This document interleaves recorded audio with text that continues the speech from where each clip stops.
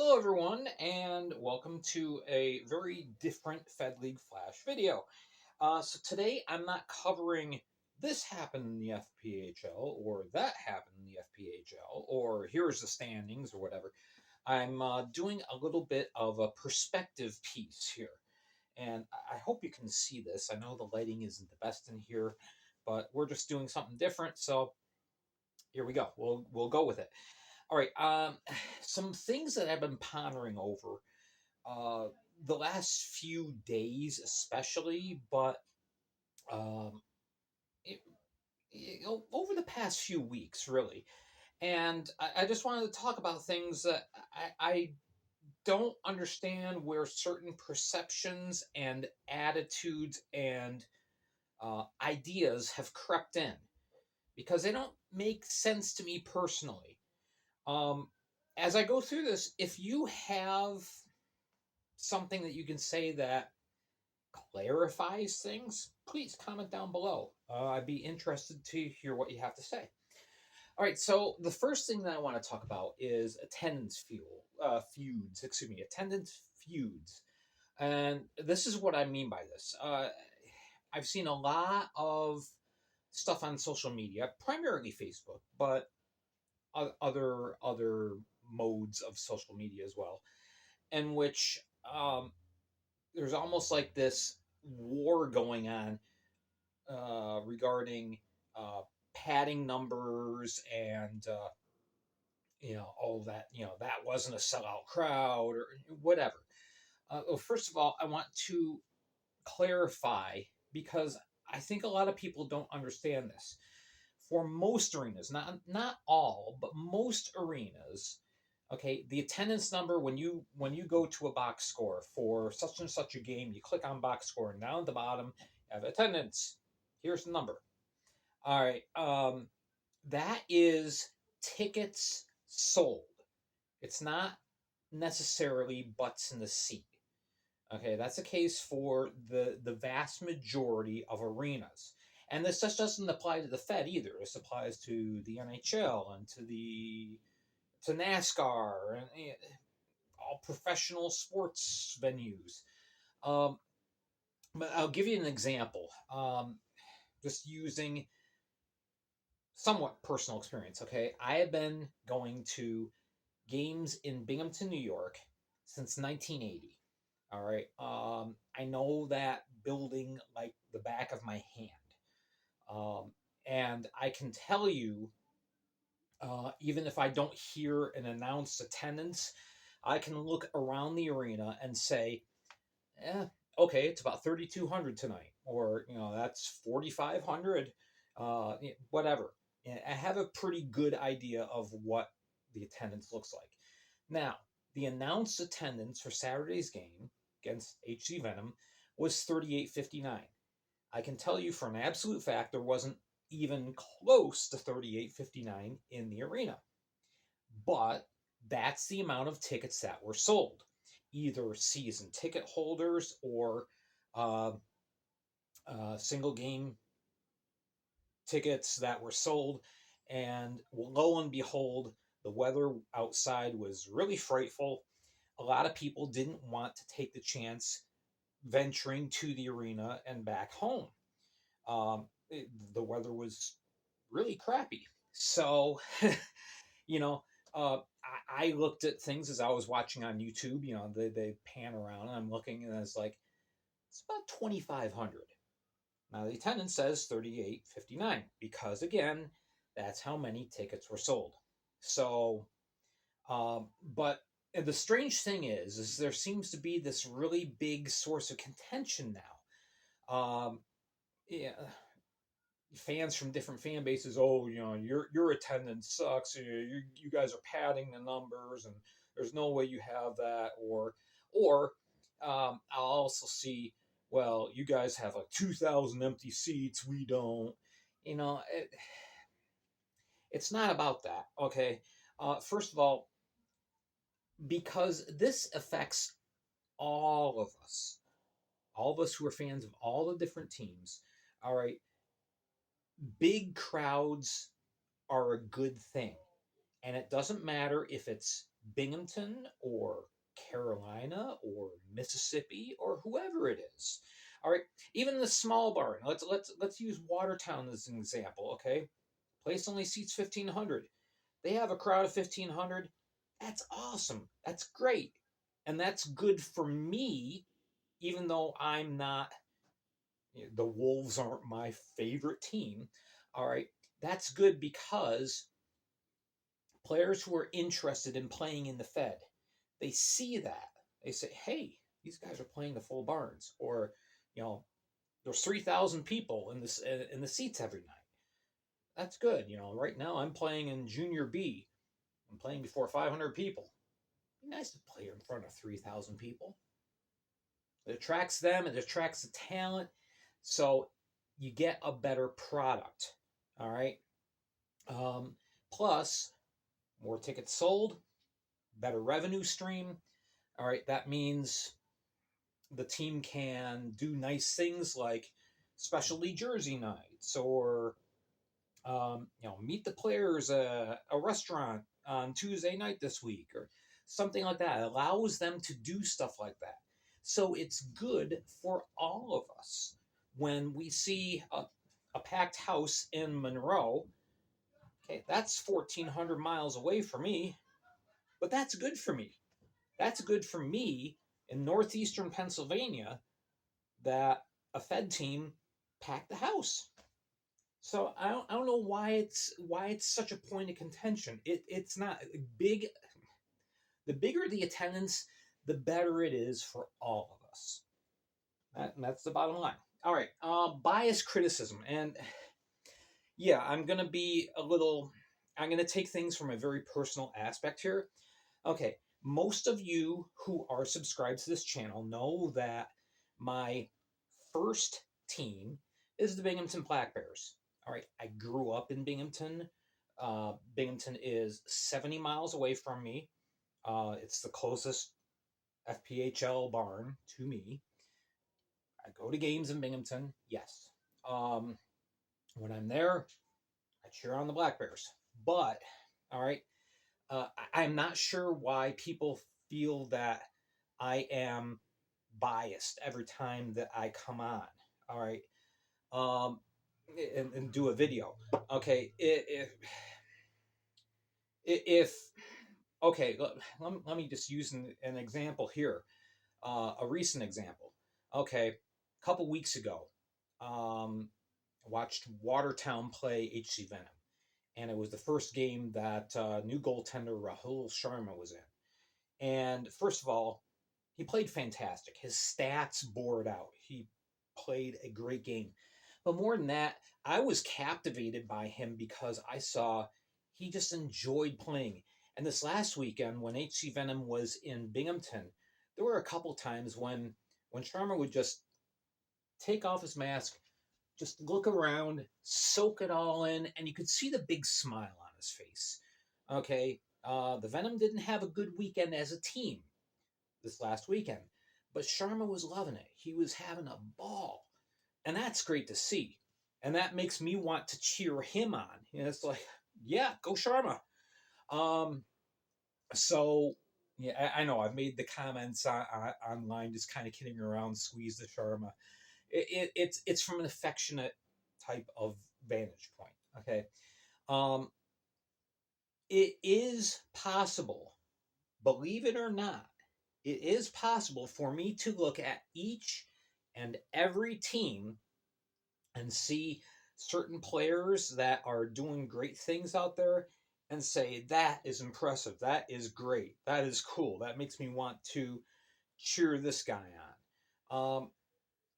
So, yeah, just because, as I just said to you, the Black Bears are my first team, that doesn't mean that I am biased against your team. All right. I love the game more than I love a team. Okay. In the NHL, I'm a Rangers fan. Rangers suck. I can watch a Vegas Golden Knights game and love it. I can watch a Predators game and love it. Can't say the same about the Philadelphia Flyers, but that's in all seriousness, though. My point being is I can appreciate the game, all the teams, all the players, and just be in awe of it. Okay, so please don't accuse me of I don't give your team a fair shot. Okay, or I'm critical about your team. Okay, I am critical, believe it or not, I am critical of some things that happened with the Black Bears. Um, my good friend Bob Howard and I, a couple weeks ago, we're sitting up in the press box watching things, and we're making comments about, oh, why did they just do that? That made no sense. You know, why did he cross check that guy? Makes no sense. Now he's sitting in the box. Um, okay, I can say that. It's not a big deal. I will even confess that there is a player on the Black Bears I personally don't care for. You're not going to know who that is because I'm not going to tell you. Okay, there's I'd say 10% of the players in the league. I'm sorry, I just don't care for them. The other 90%, fantastic. But I'm not going to go out there and say, and I'm just using this as an example, okay? Um, Justin Barr, if you're watching, if you're listening, I do not hate you. I do not dislike you. I'm just using you as an example. Okay, if I said, I don't see what people think about Justin, why people are so enthralled by Justin Barr. I don't like him. You know, no, I'm not going to do that. I'm not gonna come on a video and tear down a player. All right. Um, I might be critical of something that they did that was a key part of the game, the way the game shaped up. It's like, well, you know, he couldn't control himself. He ended up jumping the player. He gets a game misconduct. Now they're down a man, and yeah, the other team just scored. Well, yeah, okay, that's different. That's not bias. All right, that's not bias. All right, so please don't come at me with your bias. You don't understand. You don't like our team. All right. Um, I love being able to sit at home watching 4 games simultaneously and saying, hey, what the Dashers are doing there, that is awesome. That is awesome. Wow, look at that play over there at the Blue Ridge game. It's good. All right. I love the game more than I love a team. If the Binghamton Black Bears make it to the playoffs and they get knocked out in the first round, guess what? Yeah, I'm going to be personally bummed out, but I'm not going to come on here and say, oh, well, you know, I hate the other team because they knocked out Binghamton. No, no. Your team beat Binghamton. Congratulations. Yeah. So, anyway, um, I'm going a little longer than I wished with this. So, I think I'm going to skip this. I just want to touch one more, okay? Because this has become a little bit of a pet peeve for me. And I just really want to talk about this. All right. I see so many times on different Facebook feeds um, where you're a fan of the away team. And so you know, maybe your team doesn't have a play-by-play guy traveling to that barn. So then you go on to the other team's feed and you make all sorts of comments about how terrible the play-by-play announcer is. You don't like them. Well, you know, okay, if you're a Danbury fan and you say, "Man, I love Doug Latuca. He's my favorite. You know, he's awesome." I agree, by the way. Um, you know, that's fine. That's fine. But if you're coming on to, okay, Danbury travels down to Columbus and they're taking on the River Dragons. I can't stand the way Tom Callahan talks about this and talks about that and the way he presents things. Just stop, please. Okay, these guys are professionals. They enjoy doing what they do just as much as the players do. Okay, just as much as we fans love cheering on our teams. Okay, these play-by-play guys, they're working really, really hard. All right, I want to use an example from last night. Tuned into the Bobcats River Dragons game. Tom Callahan, unfortunately, is sick. Tom, I hope you feel better. Hope you recover quick. So here's a guy. I've never heard before. I was like, what's his name? And I'm sorry, I forgive me. Uh, I can't remember the last name. It's Caden. Caden was calling the game. Turns out this was his first hockey game that he's calling. All right. If you don't know, if you haven't done anything with broadcasting, calling a hockey game is probably the most difficult sport to call because of the speed and the pace of the game. It's extremely tough to keep up with that. Okay, I made an attempt at it. I'd probably be a good color analyst, play by play guy. No, no. These guys do an amazing job. All right. Uh, all of them do. And they work really, really hard to do their best for our enjoyment. So please don't get on somebody else's feed and tear apart the guy because they're not your guy. All right. Um, and I see that a lot. I really do. It blows my mind because yes, each play-by-play guy has their own style. They have catchphrases or just the way their voices rise and fall during the call of a game, the way they express their excitement. Um, yeah, everybody's got their own unique touch that they put on things. And, it's okay for you to say, oh, Devin Dobek, he's my favorite. Or Doug Latuca is my favorite. Brooks Hill, he's my favorite. Tom Callahan, he's my favorite. That's cool. That's cool. But remember, the other guys, the other guys that you're not used to hearing, Brett Wiseman and uh, Brendan Riley and Jeff Barrett and all the others. All right, don't disparage them. Don't. I mean, most of them don't even see the chats. A couple do. I know, for example, Will Wiggleman from the Prowlers.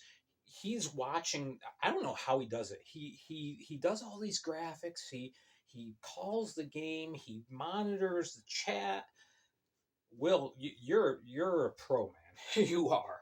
Um, but you know, some of them do see what comes across, and I mean, you wouldn't like it if I came into your place of business and just started going off and everybody is.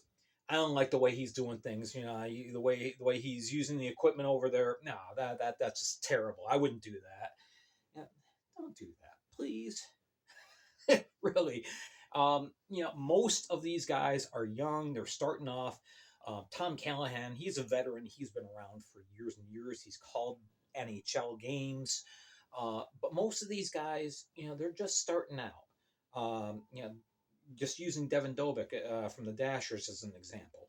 Um, this is his first gig. He finished college and he gets hired by the Dashers, and he loves doing what he does. I had the opportunity and the pleasure of meeting him at a Binghamton Black Bears game earlier this year, just talking to him, and he's I'm in awe of this. So, I'm doing the thing that I've always wanted to do. This is awesome.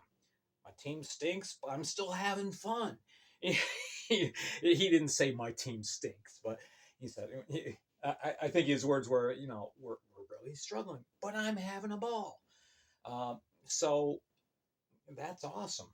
So encourage these guys. Encourage these guys. If your team doesn't have your play-by-play guy going to the road games like Watertown or Motor City, um, and you go to watch uh, the other broadcast, the other play-by-play guy, don't tear him down. Oh, he's no Brady Beaton.